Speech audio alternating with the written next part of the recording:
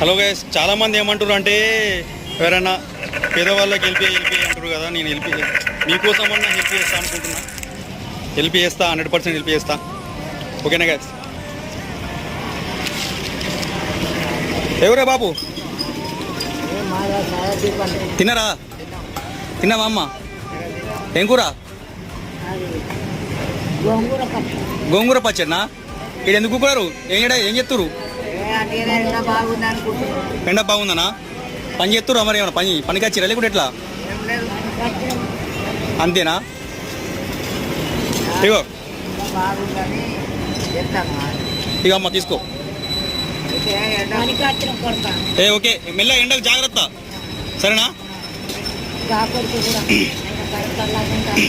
దుకాణం పైన వచ్చినప్పుడల్లా మీరు ఒక 200 ఇస్తుంది, ఒక 200 ఇస్తుంది.